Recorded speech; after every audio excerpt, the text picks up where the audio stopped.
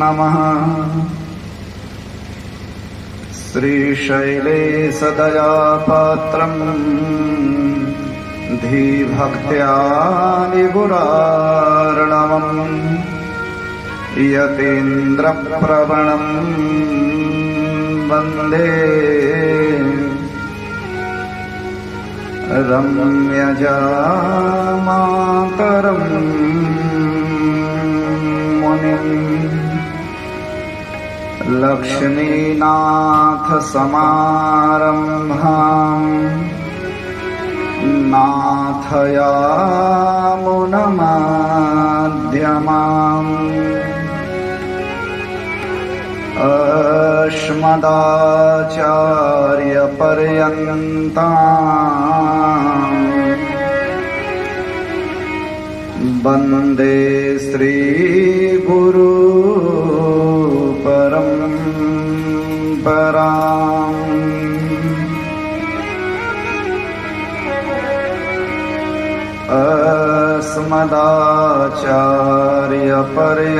अस्मदाचार्यपर्यन्ताम्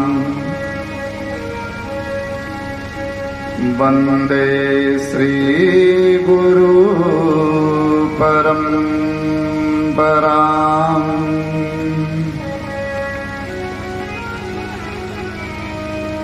साण्डेल्याह्वयवंशवारिधिविधुम् श्रीकोशलेशार्चकम्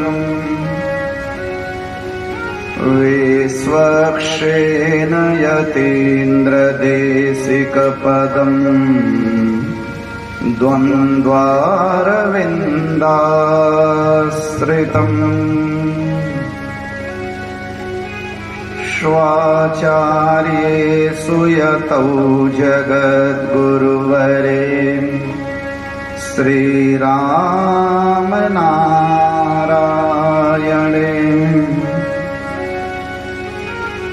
नित्यं सतमतिं जगद्गुरुवरम् श्रीवासुदेवं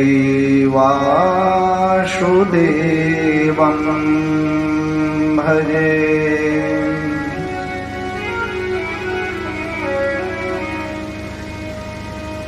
जय जय श्री राधारमण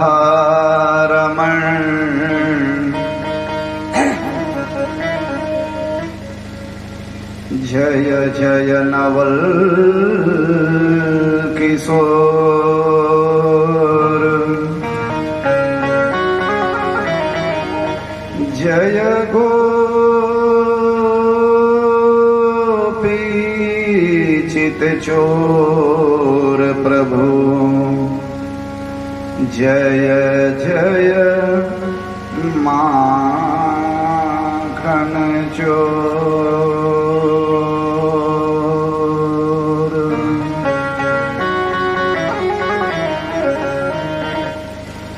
आइए हनुमंत विराजिए कथा कहूँ मति अनुसार प्रेम सहित गादी धरो सुमिरूं बारंबार। कोटहीन देव्यै नमो नमः कोटहीन देव्यै नमो नमः कोटहीन देव्यै नमो नमः कोटहीन देव्यै नमो नमः।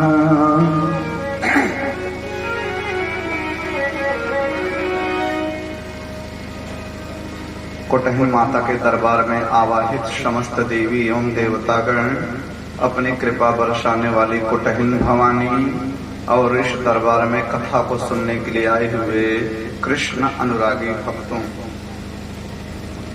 आप समस्त भक्तों का स्वागत है, अभिनंदन है, वंदन है।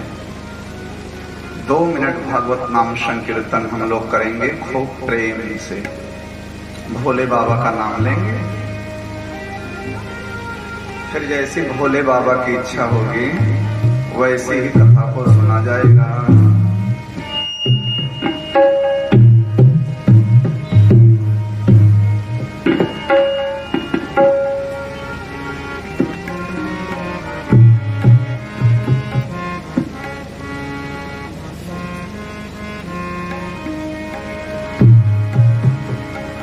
तेरा पल पल बीता जाए प्राणी भजले नमः शिवाय।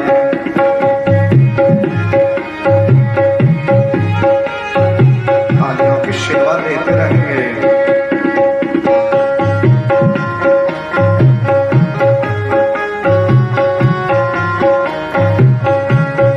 तेरा पल पल बीता जाए प्राणी भजले नमः शिवाय। तेरा पल पल बीता जाए।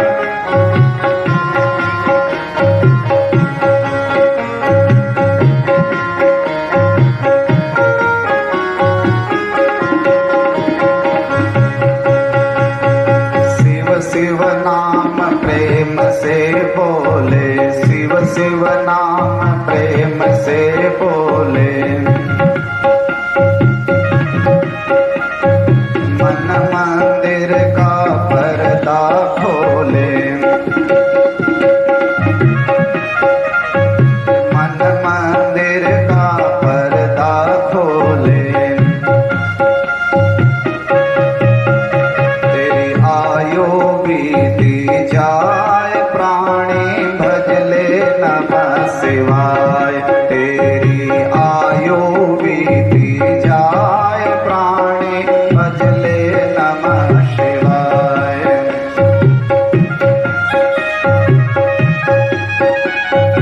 पानियों की सेवा।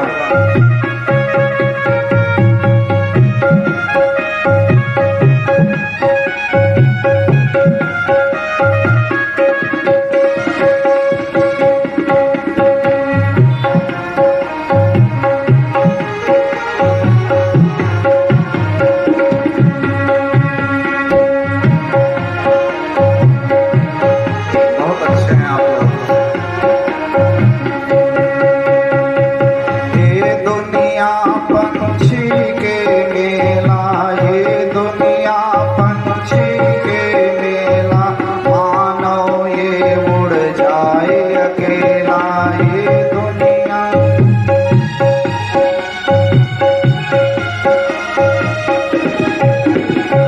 सगे सब संबंधित रह जाए प्राणी भजले नमः शिवाय। तेरा पल पल बीता जाए प्राणी भजले नमः शिवाय।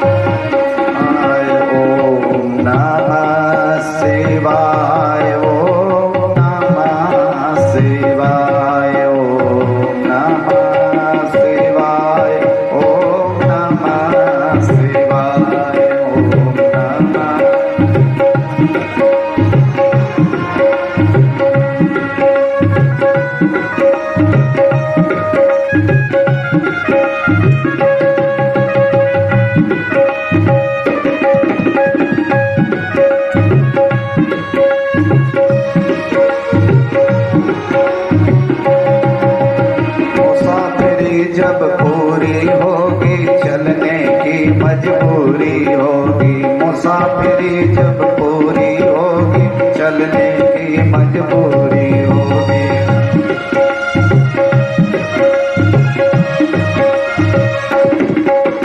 मुसाफिरी जब पूरी होगी चलने की मजबूरी होगी। मुसाफिरी जब पूरी होगी चलने की मजबूरी होगी।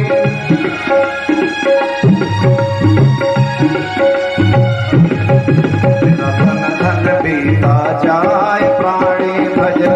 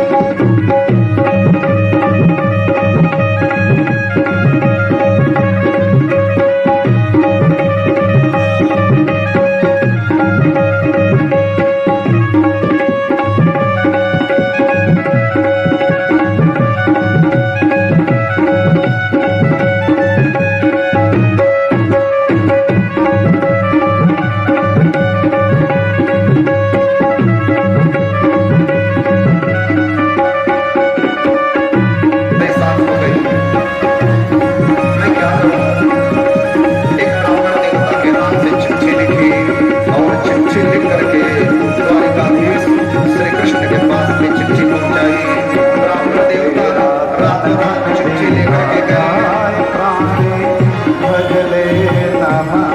ब्राह्मण देवता ने चिट्ठी दी। बंधुओं, ये नारी के ऊपर में भाव से बोलिए, एक बड़ा जय पुटहिन अपनी धाम। बहन के साथ अत्याचार कर रहा है, जय उसके पुटहिन अधिकारों को धाम। छीन रहा है और उसकी इच्छा के विपरीत जबरदस्ती कहीं के बात कर रहा है। भागवत भगवान की जय, पुटहिन भवानी की जय, गोवर्धन भगवान की जय। और कृष्ण जैसा व्यक्तित्व ऐसा अत्याचार कैसे होने देते। कृष्ण अनुरागी भक्तों की जय। जय जय श्री सीताराम। हम लोग सुन रहे हैं भगवान की मीठी मीठी कथा। मेरे गोविंद, मेरे कन्हैया, मेरे भगवान वृंदावन में आ गए। भगवान ने वत्सासुर नाम के दैत्य का उद्धार किया। वत्सासुर मन की चंचल वृत्ति है। मेरे गोविंद ने अघासुर का उद्धार किया।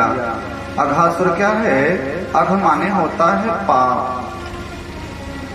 हम लोग दुखी होते हैं तो केवल और केवल पाप की वजह से।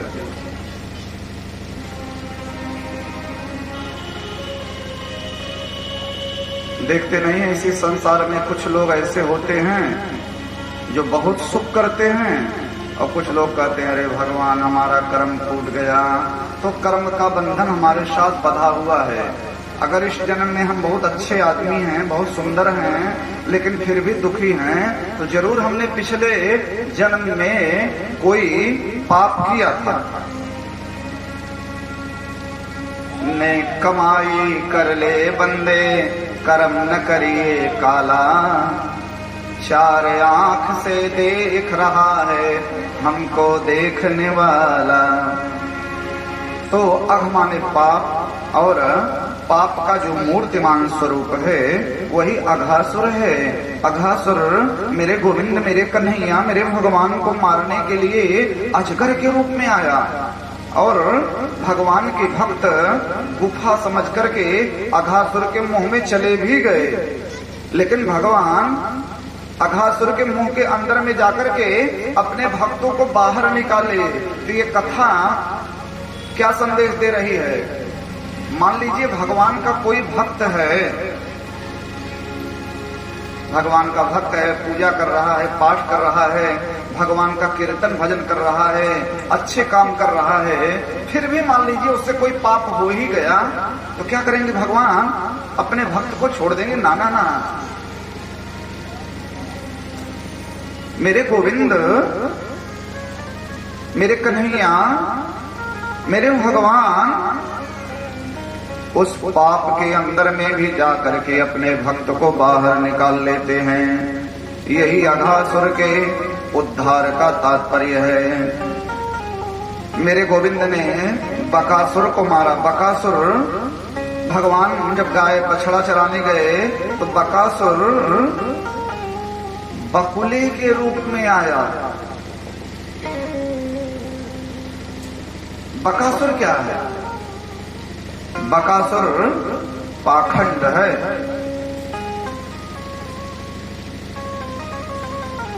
देखिए भैया, जब भक्ति में पाखंड प्रवेश कर जाता है तो भक्ति रूपी यमुना प्रदूषित होने लगती है। भगवान ने भक्ति करो, पूजा करो, पाठ करो, जप करो, तप करो, लेकिन पाखंड मत करो। पाखंड खंड गिर खंडन वज्र दंडा, प्रक्षन्न बोध मकरालय मंथ दंडा, वेदार्थ सार सुख दर्शन दीप दंडा, रामानुजस्य विलसन्ति मुनिस्त्रिदंडा।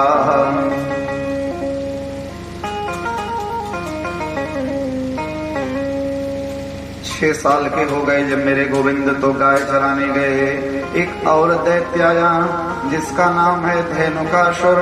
मेरे भगवान ने धेनुकासुर का उद्धार किया, लेकिन इसी वृंदावन में रहता है कालिया का जो यमुना जी है ना, यमुना महारानी। तो यमुना जी के एक साइड में बहुत दूर में जल रुक गया है हृद, और उसी साइड में रहता है कालिया नाग, बड़ा विषैला नाग है। नतीजा ये है कि वृंदावन के अगर पक्षी भी ऊपर से जाते हैं तो इतना विषैला है कालिया नाग, इतना विषैला है, पक्षी मर जाते हैं। गायें अगर भूल से चली जाती हैं पानी पीने तो गायें मर जाती हैं। मेरे भगवान कंदुक क्रीड़ा का बहाना किए और गेंद खेलने के बहाने जब गेंद चली गई हृद में, भगवान की ही लीला थी, तो उसी गेंद को निकालने के बहाने भगवान छम्मधे कालिया हृद में कूद गए। कालिया नाग बोला, अरे बच्चे कैसे आ गया? तो कालिया नाग दौड़ा। मेरे भगवान के साथ कालिया नाग का बहुत युद्ध हुआ और भगवान ने कालिया नाग के ऊपर में ऐसा ताता थैया किए,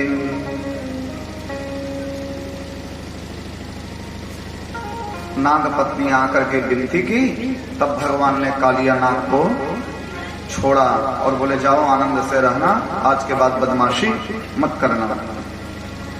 मेरे भगवान ने कालिया नाग का भी उद्धार किया, प्रलंबासुर का भगवान उद्धार किए। एक दिन पूरे गांव में आग लग गई। भगवान बोले, अरे रात का समय था और कभी कभी वृक्षों के घर्षण से आग लग जाती है ना। भगवान सोचे ये तो पूरा गांव ही खत्म हो जाएगा। रात का समय था, भीषण आग चारों तरफ लग गई। श्री सुखदेव कहते हैं, हे राजा परीक्षित, मेरे भगवान ने दावाग्नि का पूरी आग भगवान पी गए। वर्षा ऋतु और शरद ऋतु के वर्णन की कथा फिर आगे आता है श्रीमद् भागवत महापुराण में वेणु गीत। मेरे गोविंद इतनी सुंदर बांसुरी बजाते हैं, इतनी सुंदर बांसुरी बजाते हैं, इतनी सुंदर बांसुरी भगवान बजाते हैं कि कृष्ण की बांसुरी की आवाज को सुन करके 84 कोश में रहने वाली जो प्रजांगनाएं हैं सब श्री कृष्ण को अपना मान बैठी और श्री कृष्ण मुझे पति के रूप में मिल जाएं। इसके लिए वो 84 कोश की प्रजांगनाएं ब्रज वनिताएं बड़ी कठिन पूजा को प्रारंभ कर दी। ये जो हमारी कोटहीन भवानी है ना, कोटहीन भवानी, इन कोटहीन भवानी के बहुत सारे रूप हैं। गौरी, पद्मा, सची, मेधा, सावित्री, विजया, जया, देवसेना, स्वधा, स्वाहा, मातरो लोक मातरः, धृतिः पुष्टिस्तथा तुष्टिर् आनः कुलदेवता, गणेशेनाधिकारोता, वृद्धये पूजाश्च षोडश। इन्हीं कोटहीन भवानी का एक नाम दुर्गा है, एक नाम काली है, संतोषी माता है, गायत्री माता है, दुर्गा माता है, काली माता है, सती माता है, चौरा माता है, चटपटा माता है, बहुत सारे नाम हैं।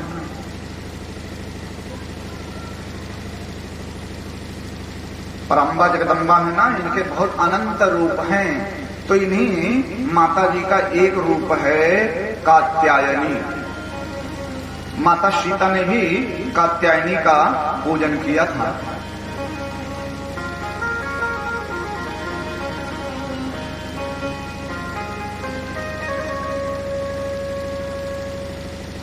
देखिए एक श्लोक है, मान लीजिए कोई कन्या है और उसका विवाह तय नहीं हो रहा है। माता पिता के लिए बहुत बड़ी जिम्मेदारी होती है ना कन्या, और सबसे बड़ा दान कन्या दान कहलाया है। तो मान लीजिए कोई कन्या है और उसका विवाह तय नहीं हो रहा है, तो ये जो श्लोक है, अगर कन्याएं, बेटियां, बहनें इस श्लोक को लिख लें और याद कर लें, सोमवार के दिन, शुक्रवार के दिन, या हो सके तो प्रतिदिन देवी जी का मंदिर हो, कुटहीन हो, दुर्गा माता हो, काली माता हो, या घर में ही दुर्गा जी की फोटो रख करके पार्वती माता की फोटो। कन्याओं के विवाह के लिए पार्वती माता इष्ट हैं।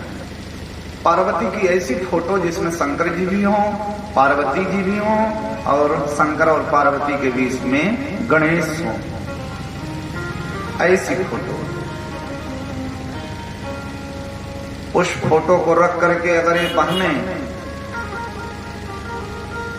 पूजा करें, फोटो पर जल चढ़ा दें, अक्षत, फूल, अगरबत्ती, पार्वती माता को चंदन वंदन लगा करके यही माला जपें। कात्यायन्यै महामाये महायोगिन्यधीश्वरी,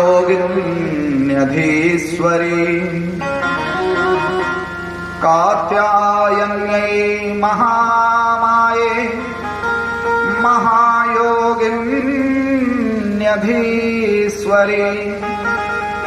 नंदगोपसुतं देवी पतिं मे कुरुते नमः।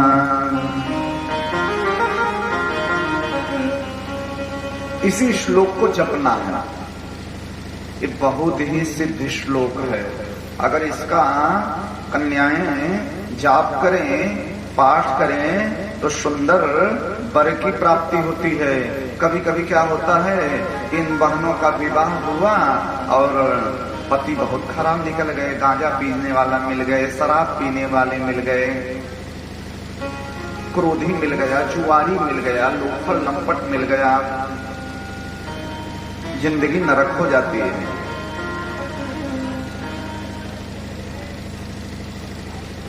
दिन भर 50 ठो गुटके रखे हैं मुंह में। हाँ हाँ, एक गुटका उटका खाना बहुत अच्छी बात थोड़ी है। ठीक है, दिन में एक आध हो गया, बड़ा लगता है। तो अगर ये बहनें इस मंत्र का जाप श्रद्धा के साथ करें, शांत पति मिलता है, संतोषी पति मिलता है, और विशेष करके सरकारी सर्विस वाले पति की प्राप्ति होगी, निसंदेह होगी।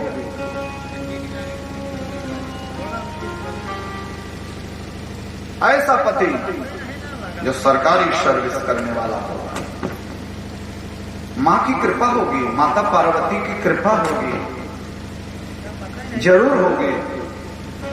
विश्वासो फलदायक है। एक बार विश्वास करके तो देखिए।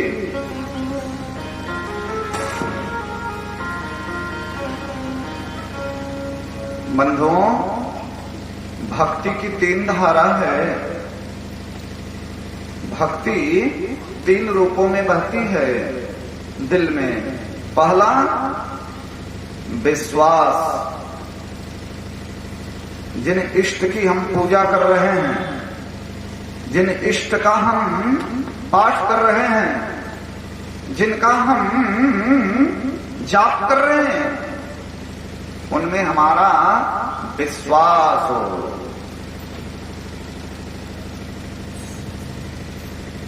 Full confidence.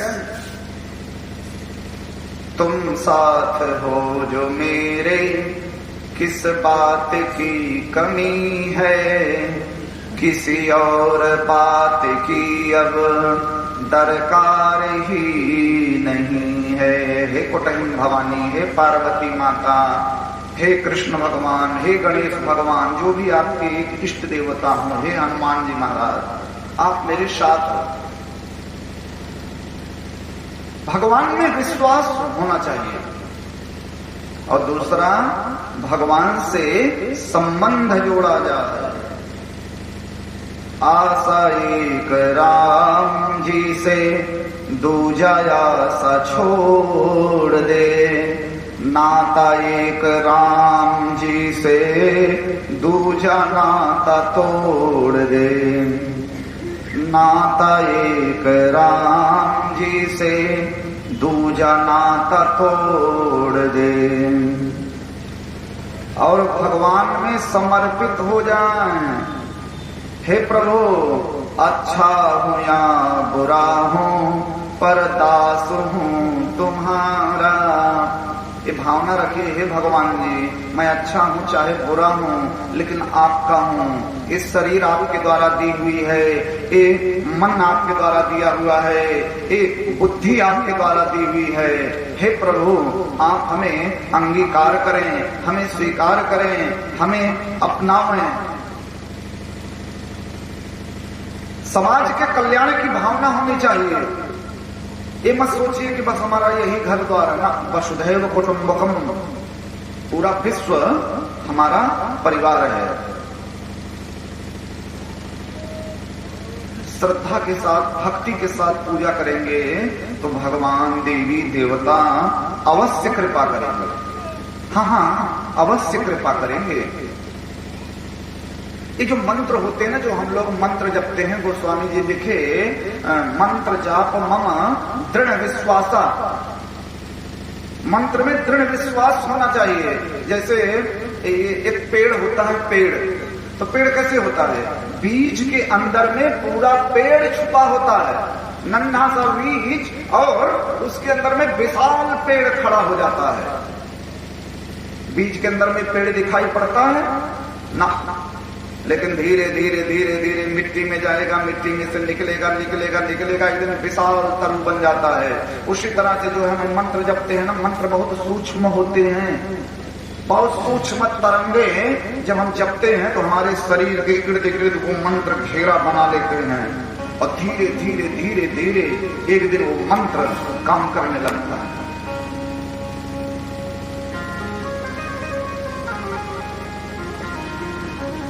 कोई भी जीवन में समस्या आवे, किसी पंडित से मिलिए, मंत्र लिखाइए और जपिए, कल्याण होगा।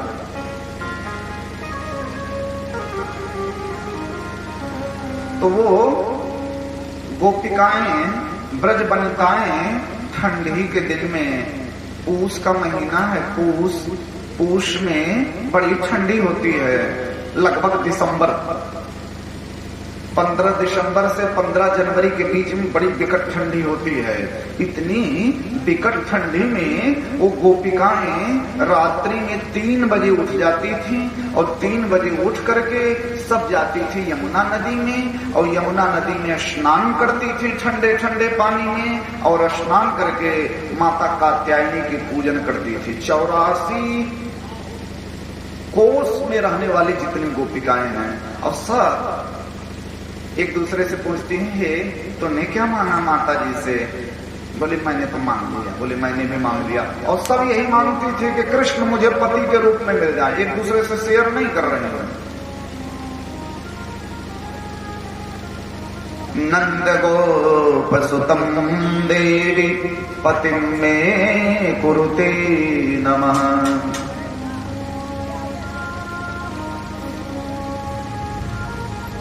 भगवान तो भगवान समस्त गोपियों के मन की बात जान गए। भगवान तो सर्वंतर्यामी है ना, यहाँ विराजमान है। एक दिन कन्हैया रात्रि में आए और सब अपना अपना कपड़ा किनारे रख करके स्नान कर रही थी, और गोविंद कपड़ा लेकर के चढ़ गए कदम्ब के वृक्ष पे। बड़ी देर तक सब स्नान करती रही। तो एक बोली, है आज स्नान ही करोगी, बाहर नहीं निकलोगी, पूजा में लेट हो जाएगा, विलंब हो जाएगा, और जैसे बाहर निकलना चाह रही हैं तो क्या देखती हैं कि कपड़े तो हैं ही नहीं। दैया रे दैया, हमारे कपड़े कौन लेकर के चला गया? वो बोले हाँ हाँ मेरे भी कपड़े गायब हैं। वो बोले मेरे भी गायब हैं। तब तक एक गोपी की नजर, रात्रि में 4 बजे काफी अंधकार होता है, एक गोपी की नजर गई कदम्ब के वृक्ष पर। वो बोली मेरे कपड़े, हाँ हाँ वो देखो देखो मैं पीले पीले मेरे कपड़े। दूसरी बोले हाँ हाँ मेरे हरे, मेरे पीले, मेरे बैगनी, मेरे नीले। तब तक एक गोपी ने देखा, अरे ये तो कन्हैया है। हे श्याम सुंदर, हे गोविंद, मेरा वस्त्र दे दो, मेरा वस्त्र दे दो गोविंद। क्यों इस तरह से शरारत कर रहे हो? श्याम सुंदर ते दास्यः, श्याम सुंदर ते दास्यः, करवा मतवो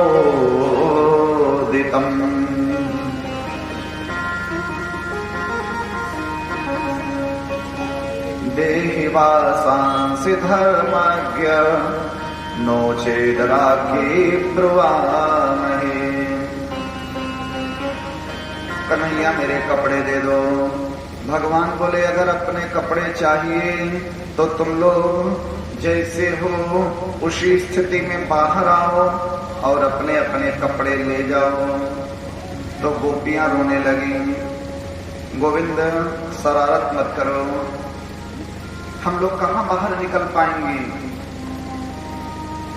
हम नहीं निकल सकती हैं बाहर।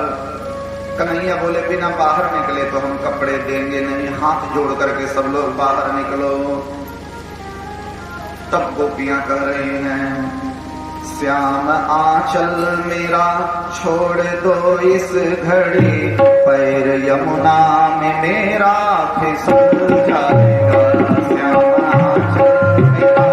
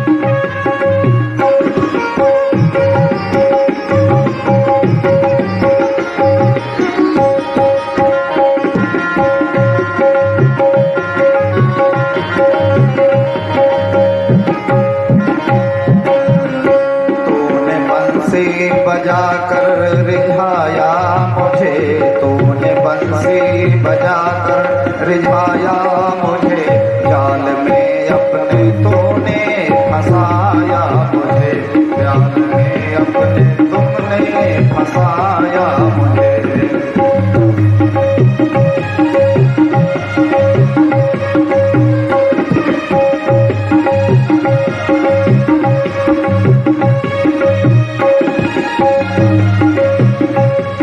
कन्हैया सितमगर कृपा तुम करो कन्हैया सितमगर कृपा तुम करो तेरे चरणों तले दम निकल जाएगा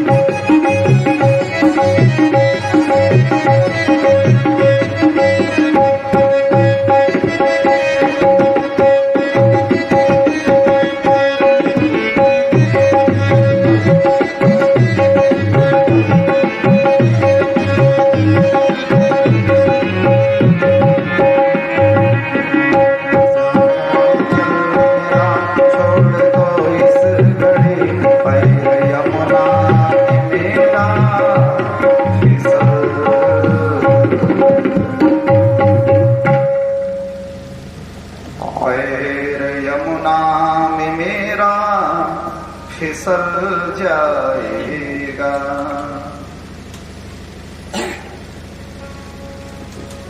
भगवान बोले नहीं नहीं, तुम लोग बाहर निकलो, हाथ जोड़ करके आओ और अपना अपना वस्त्र ले जाओ। तो एक गोपी दूसरी गोपी से कहने लगी कि क्या किया जाए? तो दूसरी बोली क्या किया जाए, चल अपना अपना कपड़ा ले आते हैं। ये तो भगवान है। हाँ, भगवान से कैसा पर्दा। गोपियां बाहर आई, अपने अपने कपड़े लेकर के चली गई। लोगों ने टारगेट करना शुरू कर दिया कि भगवान ने ऐसा क्यों किया। हाँ, भगवान ने ऐसा क्यों किया।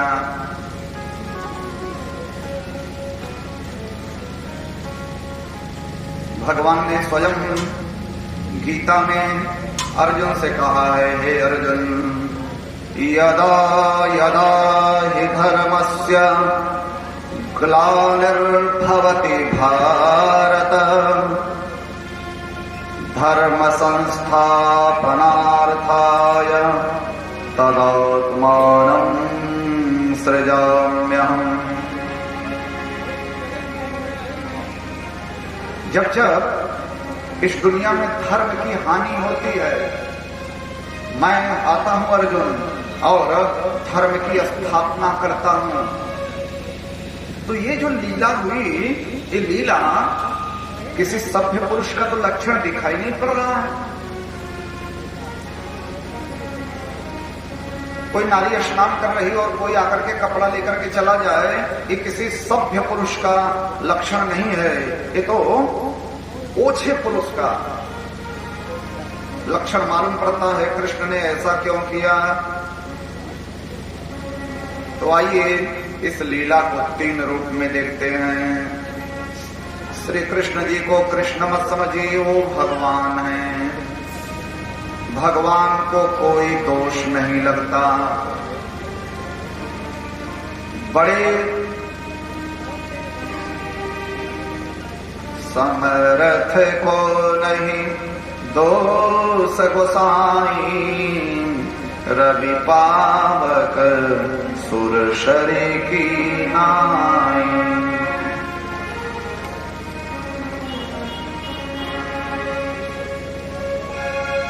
इस दुनिया में समर्थवान आदमी को दोष नहीं लगता। जो बड़े आदमी हैं वो जो करें सब ठीक है।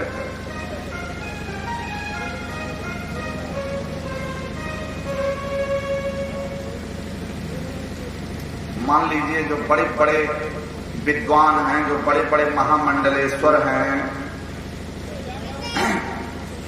जिनका अंतरराष्ट्रीय लेवल पर नाम है। अरे बाबा सोवता, बाबा पूजा करता, बाबा के पास मत जाओ। और छोटे मोटे पंडित जो हमारी तरह आ गए, हमारा बहनी पंडित ठीक ना, यहाँ पंडित ऐसे पंडित वैसे पंडित। बड़े आदमी को दोष नहीं लगता, छोटे लोगों को दोष लगता।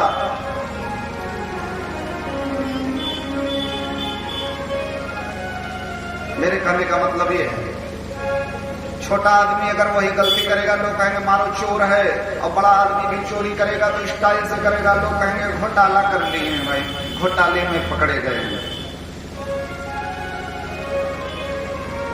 अपनी वैल्यू बढ़ाओ, हर आदमी को अपनी वैल्यू बढ़ानी चाहिए। जब आप अपनी वैल्यू बढ़ाएंगे तो ये सब चीजें गौर नजर आने लगेंगी। वैल्यू बढ़ाओ। इसलिए दत्तात्रेय दर्शन करता है, इस दुनिया में कुछ भी सही नहीं है, कुछ भी गलत नहीं है, लोगों का नजरिया बस है। बस आज समाज आपको छोड़ देगा, कल आप एक कराही दे देंगे, फिर आपको पक्का कर देगा।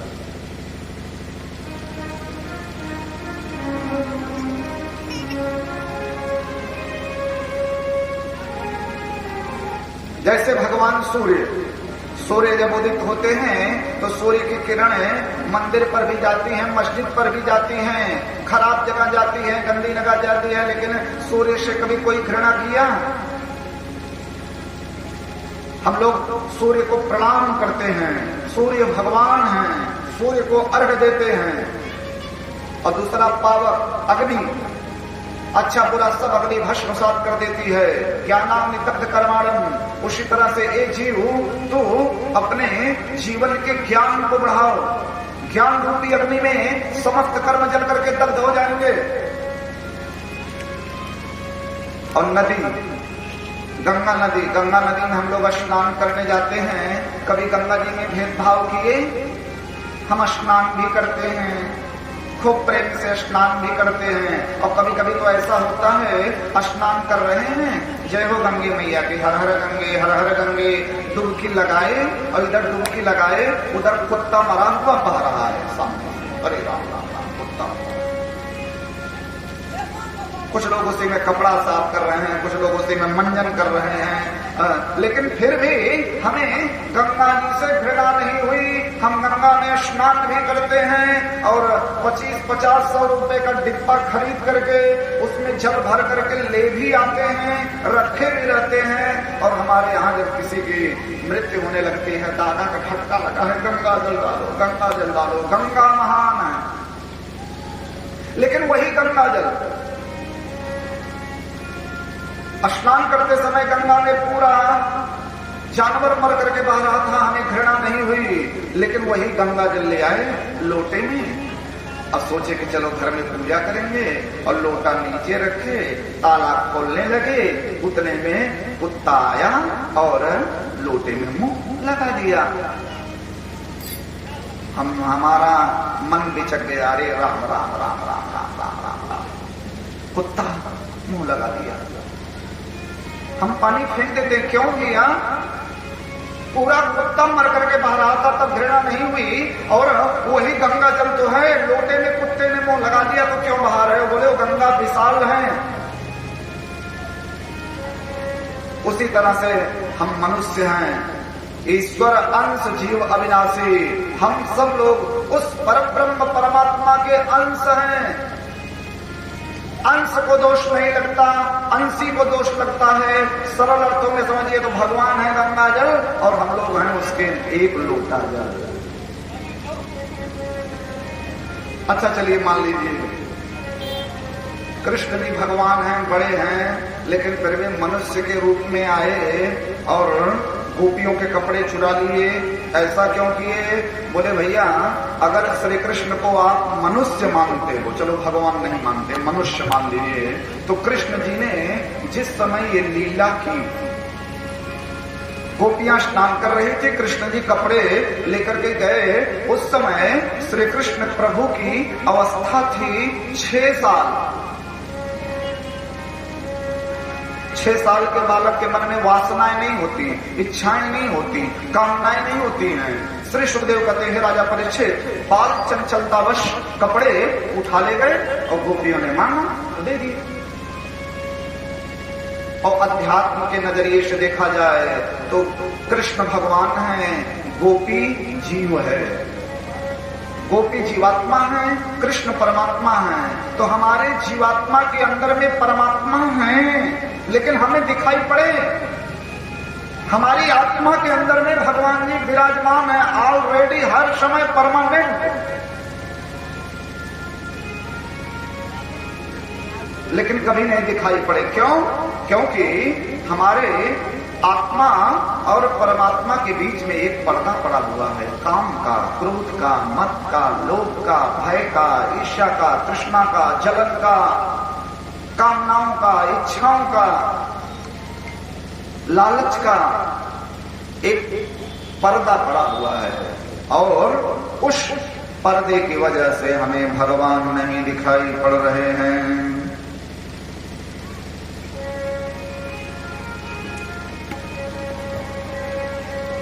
ये हुआ क्षीर हरण का तात्पर्य। उसके बाद भगवान महापुराण में गोवर्धन पूजा, इंद्र यज्ञ निवारण का प्रसंग आता है। भगवान तत्रैव बलदेवेन संयुतः आपश्यन् निवसन् गोपान् इंद्रयाग कृतोद्यमान्। सारे गांव वाले इंद्र की पूजा कर रहे हैं। एक दिन 7 साल के कृष्ण जी हुए, आए देखे तो पूरे गांव में कहीं पूड़ी बन रही है, कहीं कचौड़ी बन रही है, कहीं गुजिया बन रहा है, कहीं समोसा बन रहा है। तो भगवान बोले, बाबा ये कौन सा फंक्शन है? तो नंद बाबा बोले, बेटा हम लोग हर साल इंद्र की पूजा करते हैं। तब कन्हैया बोले, इंद्र? What is Indra? बोले, बेटा इंद्र भगवान है। परजन्यो भगवान इंद्रो मेघास्तस्यात्ममूर्तयः तेभिवर्षन्ति भूतानां प्रीणनं जीवनं पयः।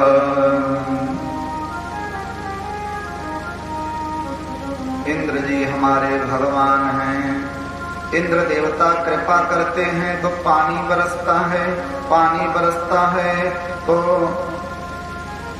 धरती उपजाऊ होती है, हरी हरी घास होती है, हमारी गैया घास चरती हैं, गाय दूध देती हैं और उस दूध दही का हम लोग व्यापार करते हैं। दूध दही घी खा करके हम लोग हष्ट पुष्ट होते हैं। बेटा इंद्र की बड़ी कृपा है। इंद्र पानी ना बरसावे तो घास हरी हरी ना हो, बहुत बड़ी कृपा है इंद्र की। लेकिन यहाँ तो भगवान श्री कृष्ण को इंद्र को इग्नोर करना है। नहीं, इंद्र की पूजा हो, इससे कृष्ण को दिक्कत नहीं है। लेकिन देवराज इंद्र को हो गया है घमंड, पहली दिक्कत। और दूसरी दिक्कत, इसी पूजा पाठ के बहाने से गांव वाले अकर्मण्य हो रहे हैं।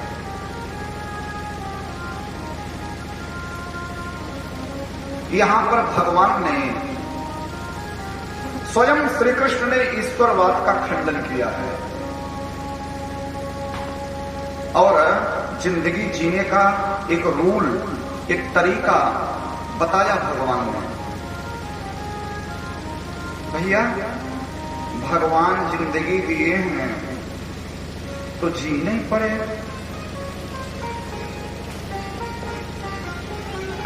चाहे हंस के जियो,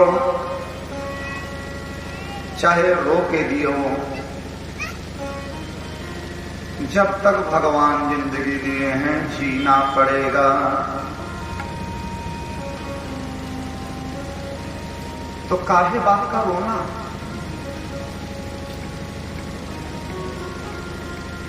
रो क्यों रहे हो?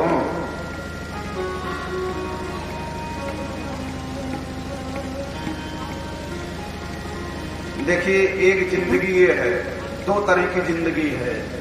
एक जिंदगी क्या है, धीरे धीरे बड़े हुए, 8 साल के हुए, 10 साल के हुए, बप्पा संघर्ष करके सब विधि व्यवस्था बनाए थे, तब आपको समझ में नहीं आया। 10 साल 11 साल के हुए, गाड़ी लेकर के फुर्र, चश्मा लगा करके फुर्र, मोबाइल लेकर के फुर्र, अपनी जवानी को, अपनी जिंदगी को हम अपने आप बर्बाद करते हैं। कितने युवा 4 बजे उठते हैं, 4 बजे उठा जाए, 4 बजे बिस्तर को छोड़ देना चाहिए, विशेष करके 25 से 30 साल तक।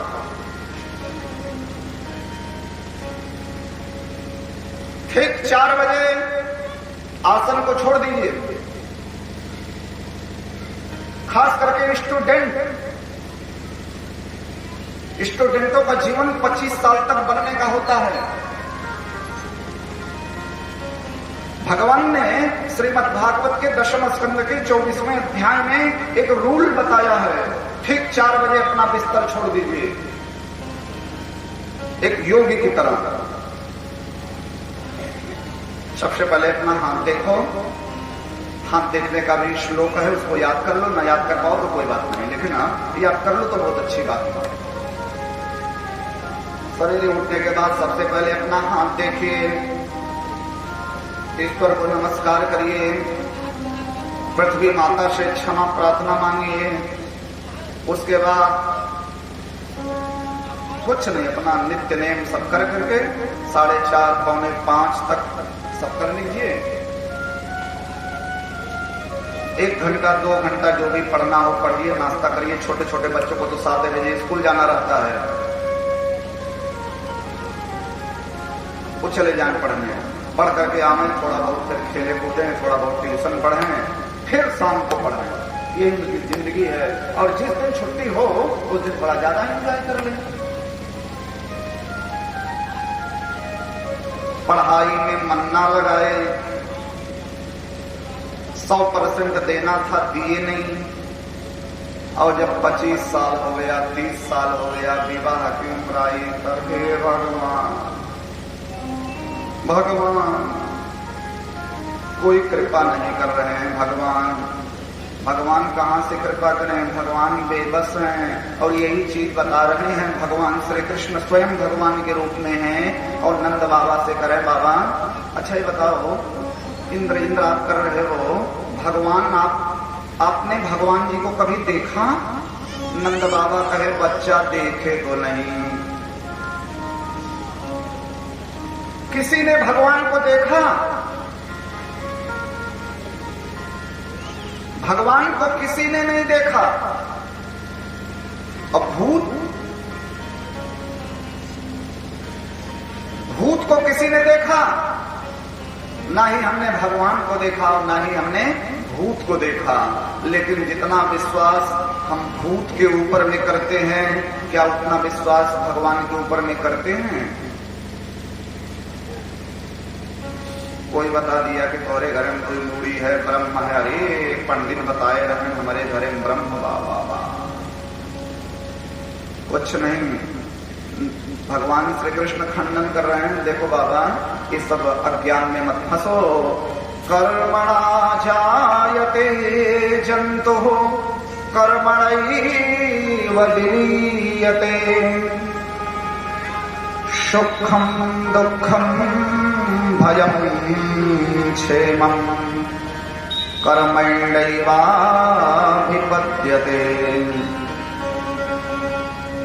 आदमी अपने कर्म से ही पैदा होता है और कर्म से ही मर जाता है। अच्छे कर्म किए थे तब मनुष्य बने। हाँ, बहुत अच्छे कर्म कभी किए थे तब मनुष्य बने। ये मनुष्य की जिंदगी इतनी आसान नहीं। भगवान केचुआ बना देते, टिटहिरी बना देते, बेकार चली जाती जिंदगी। भगवान झिंगुर बना देते, भगवान मच्छी बना देते। आदमी कर्म से ही पैदा होता है और कर्म से ही मर जाता है। इस जीवन में जो भी कुछ मिलता है, सुख मिले, दुख मिले, भय मिले, सब अपने अपने कर्म से मिलता है बाबा। केवल और केवल कर्म। अच्छे कर्म करेंगे तो हम सुखी होंगे और खराब कर्म करेंगे तो हम दुखी होंगे।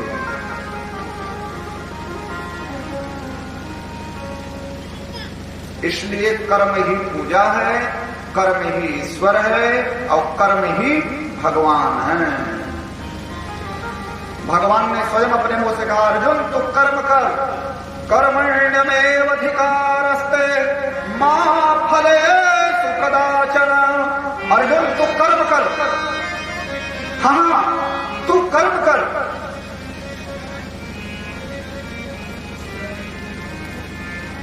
तो फल की चिंता मत कर।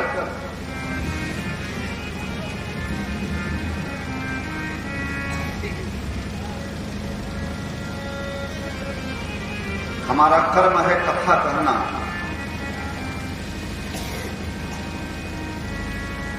चार बजे उठना, सुप्रभात करना, भगवान के श्लोकों का पाठ करना, गायत्री मंत्र का जाप करना, जो कुछ समय मिले बीच में लोगों से बोल बतिया लेना, उसके बाद जो कुछ मिल जाए सिर माथे चढ़ा करके अपनी आजीविका का पालन करना, यही हमारा कर्म है।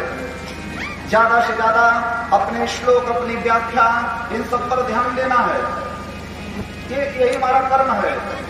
अब इसको छोड़ करके हम फ्रस्ट्रेट होने लगे, अरे बागेश्वर वाले बाबा बहुत मशहूर हो गए, अरे वह देखा देखी नंदनवा बहुत मशहूर हो गया, वह देखा रुद्धाचार्य बहुत आगे चले गए। ये देखेंगे तब तो हम फ्रस्ट्रेट हो जाएंगे। उनका कर्म था, वो गए, बड़ी ऊंचाई पर पहुंच गए, हम अपना कर्म कर रहे हैं। ए जीव तू कर्म कर। भाई साहब का काम है बजाना है, बजा रहे हैं। अभी फ्रस्ट्रेट हो जाएंगे, अनूप जलोटा, वो अनूप जलोटा का कर्म था, अनूप जलोटा की तैयारी थी, वो अनूप जलोटा हो गए, वो तृप्ति साक्या हो गई। अपने कर्म को ईमानदारी से किया जाए, यही भगवान श्री कृष्ण ने बताया। बाबा कोई भगवान के चक्कर में आप मत पड़िए। पूजा करनी है तो गोवर्धन महाराज की पूजा करो। गांव वालों की समझ में बात आ गई और गांव के बूढ़े बुजुर्ग इकट्ठा हुए, बोले बच्चा बतिया तो बहुत बढ़िया बढ़िया रहे हो तुम। गांव के बुजुर्ग बोले बात तो बहुत बढ़िया बता रहे हो बच्चा श्री कृष्ण, लेकिन ये बताओ पूजा कैसे होगी? हाँ पूजा कैसे होगी? बोले बढ़िया बढ़िया पकवान बनाइए। जैसे पूजा होती है, खुरचन है खीर मोहन, खीर साय खुरमी, खीर खजला जलेबी, कलाकंद बालू शाही है, मोहन थार मेवा बाटी, मथुरी मंसूर पाक, कई करस गुल्ला संग रबड़ी सुहाई है, कई करस गुल्ला संग रबड़ी सुहाई है।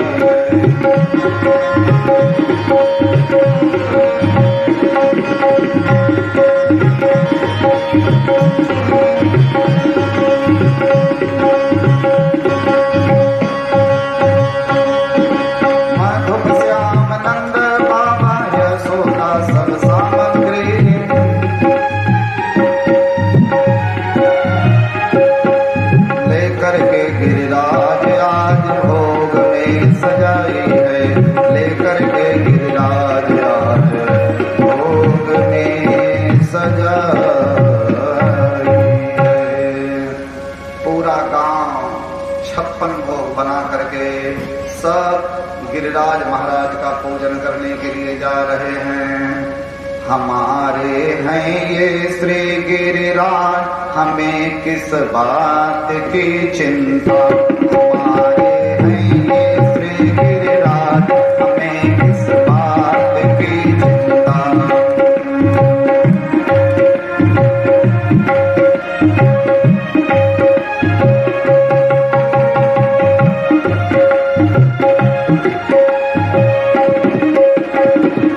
शरण में रह रहे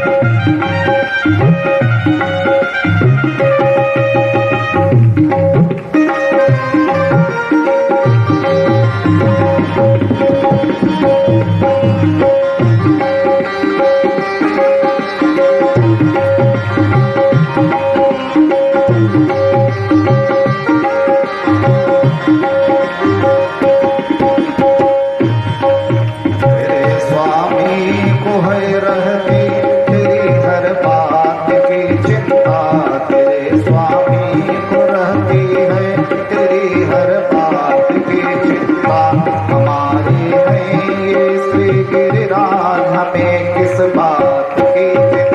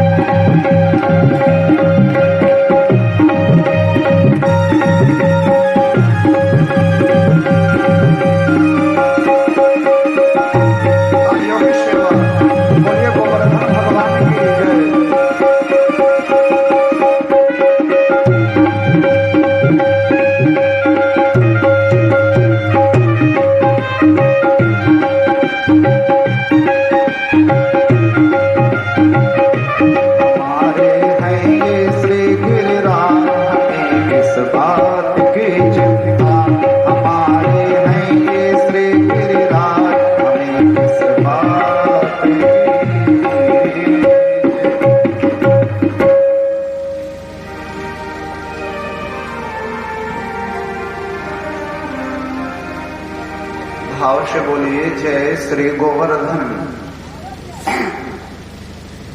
करशे कर्म करहूं विधि नाना, मन राखूं जहाँ कृपा निधाना।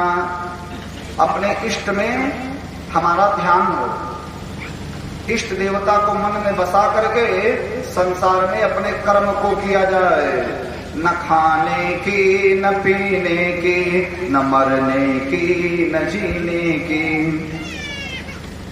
न खाने की चिंता करिए, न पीने की चिंता करिए, न जीने की चिंता करिए, न मरने की चिंता करिए, न आगे बढ़ने की चिंता करिए, न ही पीछे बढ़ने की चिंता करिए।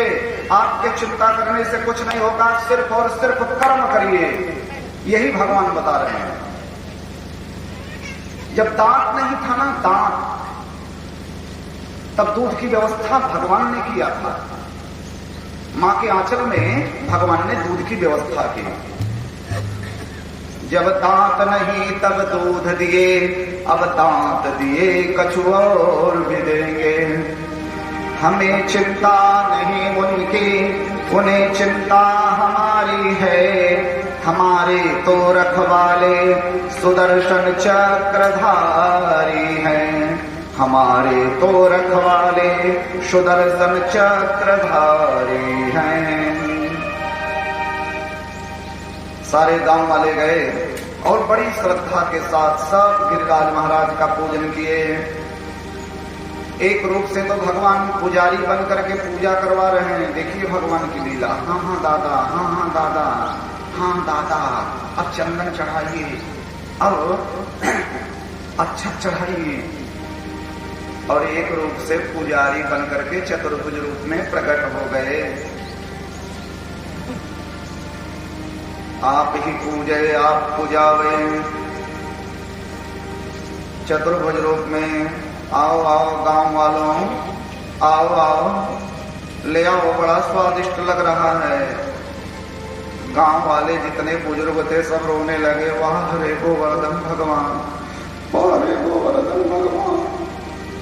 सारी जिंदगी इंद्र का पूजा की, इंद्र दर्शन कभी नहीं दिए। गोवर्धन भगवान, गोवर्धन भगवान। चतुर्भुज रूप में भगवान जितनी पकौड़ी कोड़ी बनी थी सब लीला में लगे पाने।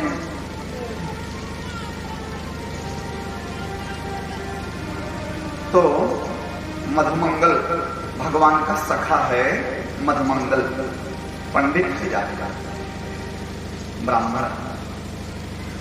मधुमंगल ने कहा भैया श्री कृष्ण तुम्हारे गोवर्धन तो बड़े भूखे लग रहे हैं भाई। बोले हाँ हाँ गोवर्धन भगवान को प्रेम से प्रसाद पा रहे हैं। तो मधुमंगल चूंकि पंडित है ना, मधुमंगल ने कहा भैया हमें तो प्रसाद की भी आशा नहीं है।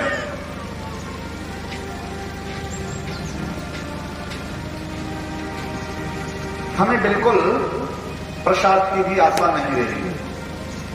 सारे गांव वाले बड़े भावुक हो गए और सब जयकारा लगाए। बोलिए गोवर्धन भगवान की जय, बोलिए गोवर्धन भगवान की जय। बहुत कमजोर जयकारा लगाए, बहुत कमजोर जयकारा लगाई चाची।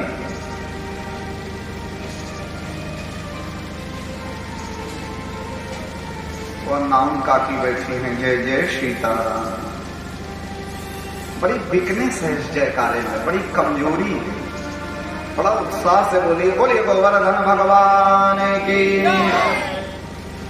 इतनी जोर से जयकारा बोले, इतनी जोर से गांव वाले जयकारा बोले। देखिए कितनी जोर से आप लोग जयकारा बोले।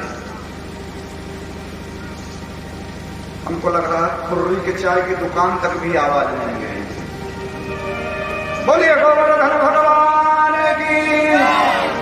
इतनी जोर से जयकारा बोले कि देवराज इंद्र के कान में आवाज चली गई। श्री सुखदेव वर्णन करते हैं इंद्रस्तदात्मनः पूजाम् विज्ञाय विहिताम् नृप गोपेभ्यः कृष्णनादेभ्यो नन्दादिभ्यश्चुकोपसः।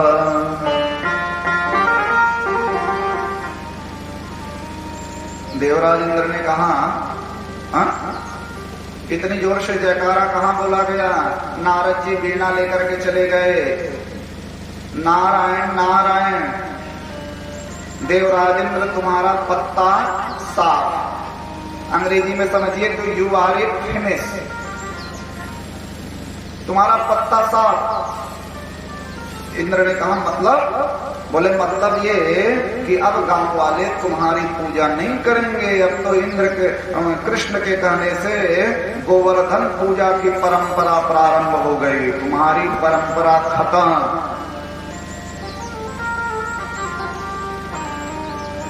देवराज इंद्र ने कहा अभी बताता हूं। गणम सांवर्तकम नाम मेघानाम चांतकारिणाम इंद्र प्रावोदयत क्रुद्धो वाक्यम चाहे समान्युत। देवराज इंद्र ने कहा जाओ इतना पानी बरसाओ, इतना पानी बरसाओ, इतना पानी बरसाओ कि पूरा गांव बह जाए। अभी गांव वाले पूजा करके वापस आए ही थे कि तब तक मौसम बदल गया। बड़े जोर जोर के साथ में हवाएं चलने लगी, बादल गरजने लगे, बिजली चमकने लगी, ताड़ ताड़ चढ़ चढ़ हाथी का सूंड जितना मोटा होता है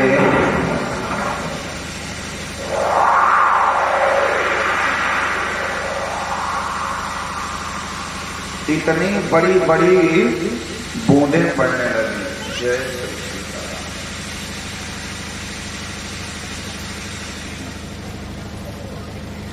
गांव वाले तो डर गए। जो बुजुर्ग थे, जो बुजुर्ग गोप थे, बुजुर्ग सब रोए। एक कहावत है गांव में ना, लड़का का दोस्ती जान का खतरा। सारे बुजुर्ग सब रोए। अरे भैया ये क्या हो गया? कोई बुजुर्ग कहे भैया इतनी जिंदगी बीत गई, ऐसा पानी अपने जीवन में नहीं देखे। सारे गांव वाले दौड़ते हुए गए कृष्ण के पास में, कन्हैया हमें बचाओ, गोविंद हमें बचाओ। भगवान ने कहा हाँ गांव वालों, देवराज इंद्र नाराज हो गया है और पानी बरसा रहा है, हमारे पास मत आइए। चलो सब लोग चलते हैं उन्हीं गोवर्धन जी महाराज के पास, जिन गोवर्धन महाराज ने कि हमने पूजा की है।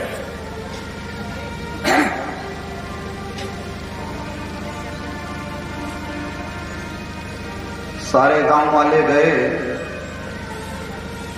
तब भगवान श्री कृष्ण बोले आप लोग अपनी अपनी आंख बंद करो और प्रार्थना करो कि गोवर्धन जी हल्के हो जाएं। सारे गांव वाले अपनी अपनी आंख बंद किए और उसी समय सारे गांव के देखते देखते भगवान ने गोवर्धन पर्वत को अपनी अंगुली पर उठा लिया। 7 दिन तक पानी बरसता रहा और भगवान ने गोवर्धन पर्वत को अपनी इकनी अंगुली के ऊपर में उठाए रखा और किसी को भी ये एहसास न होने दिए कि मैं भगवान हूं। यही श्री कृष्ण चरित्र का वैशिष्ट्य है।